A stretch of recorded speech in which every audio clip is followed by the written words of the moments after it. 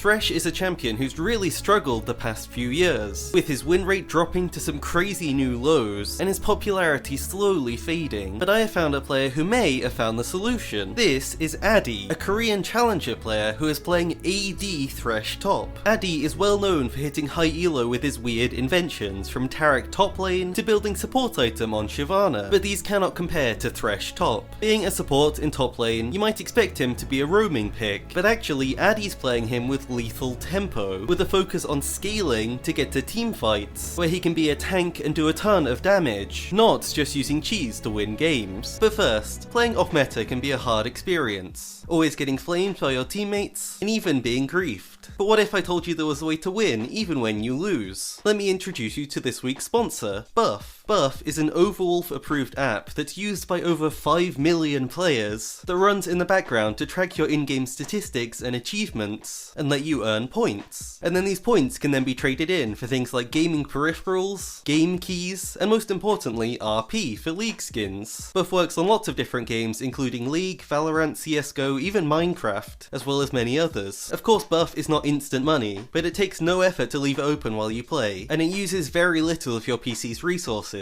So whenever you miss a skill shot, you're not going to be able to blame it on Buff. And for the month of June, Buff is even offering a special sign-up bonus. Use my referral link below to download it and get 100 Buff coins for free, instantly getting you much closer to getting some free RP. So download Buff for free from the link in the description. So, why is he playing Thresh Top? Well, it all started with the durability update, patch 12.10. Thresh was the only champion in the game that didn't get the buff, so logically you'd assume he's worse than every other champion, but that's actually not true due to Thresh's souls. The reason that Thresh's buff was different is due to his ability to gain armor infinitely through his passive. He didn't get the same buff because he doesn't get armor per level, relying fully on this mechanic to be tanky. However, Riot did buff him in a different way. He received a lot more health growth per level than the other champions, now gaining 115 health per level. So when there's a patch that makes every champion more tanky, Thresh is already getting a bit stronger, so when you combine that with the extra buffs that he received, the champion starts to look a lot better. And since Thresh gets all of this free armor, he can stack it much faster than any other champion, even continuing to stack after level 18, collecting hundreds of souls for hundreds of bonus armor. So with this scaling, Thresh Top now makes sense. But why is AD going for an AD tank build with lethal tempo? This build makes perfect sense when you realize how limited Thresh Top actually is. Starting off with two pretty bad abilities, you have your Q, which only really works for CC, and a lantern that you can't really use to peel for yourself. But then we get to your E. Thresh E is the core of this build. You can use it in lane for wave clear, for damage, to engage, to disengage, but especially for the extra magic damage it gives you on your auto attacks. The more souls you have, the more damage your auto attacks do, so with your other abilities being a bit useless in top lane, putting 100% of your focus and your build into your E is your only real option, and it does work very well, with a focus on your high range poke in lane, scaling into late game where Thresh can be both a full tank, but also throwing out a ton of auto attacks to burst through enemies, and finish off kills when your teammates can't. His late game is actually very good, but to get to that point you have a very weird laning phase to get through. At level 1, AD takes E. This unlocks his auto attack damage passive so he can start to push the wave. Your goal in lane is to pressure enemies and collect as many souls as you can. You're a high range champion so you can easily poke enemies, but your pick is happy to scale up and collect your free armor. At level 2, AD takes W. It seems like a useless ability in a 1v1, but he has actually found a use for it, throwing it forwards before he walks up to trade. This gives him a shield to help with the trade and also collects any souls that may have dropped. If enemies want to chase you, they also have to path around it, as Lantern can block movement, so it can give you some safety in some rare situations. At level 3 he gets a bit more safety, saving his hook to stop the enemies engage. But more importantly, at this point, Thresh looks for a big trade. He pauses and does an auto attack to stack up his E damage, then autos the enemy top laner repeatedly to proc his lethal tempo. He can just stand here autoing the enemy and win trades. If they try to engage, or Thresh wants to leave, he flays them back and walks away, fully disengaging. The trade ends when Thresh chooses, also being able to use it to interrupt dashes for more safety. His main issue here is mana, so Corrupting Potion is his choice in lane, making sure he stays topped up on full health so that enemies can never burst through him and get a kill. As the lane goes on, your E becomes more and more vital. Whenever AD trades, he uses E and walks away until the cooldown is back up. Playing around this E cooldown is how you avoid going 0 and 10 every game, and if he misses this ability early on, then enemies can just freely chase you down with almost no counterplay. At level 6 he gets ult, which is mainly another safety tool that he can use to disengage. At this point he buys Berserker Greaves, and basically becomes an AD carry. You're still squishy as you're still scaling up, but your auto attack range and your damage is good, so each trade is winnable if you can extend it and position well. AD buys boots early on because he's always been a player who's happy to roam. Obviously you have great CC on Thresh, so he can speed down to mid lane, but he's always returning top as his main goal is getting the souls. If he roams too much then he won't get enough of them, and he'll just end up as a squishy second support. This is now his weakest point in the game as a top laner. After early game you've lost your advantage and you don't have your mythic item yet, so you'll likely start to lose some tower plates as your pick is in a power trough, simply waiting to scale up. One hidden bonus however is that with Lantern you can stop your jungler from inting your lane, so that's always useful, and even at this weakest point you can still hook enemies under your tower to set up kills. But against a challenger top laner this is never going to be easy. All of this changes with your first item, Frostfire Gauntlet. Thresh moves to bot lane after top tower falls, ready to surprise someone with his item. Frostfire keeps enemies in your range as you auto attack them. You can't really use any of your abilities while you're auto attacking, though it's useful to have the extra CC to enable your autos and make hitting skill shots easier. The advantage you have here is a huge amount of attack speed and slows and your tanky, so you can surprise enemies with this, especially squishy bot laners. Fights on the new patch are much slower, which is really good for Thresh. You have the time to get into a fight and then choose your next move before you just get one shot, and so with the extra income and XP from top lane it's even better. You can be an actual tank. AD takes Ghost on every pick that he plays no matter what. It's something he builds into his playstyle as a top laner, so every play he makes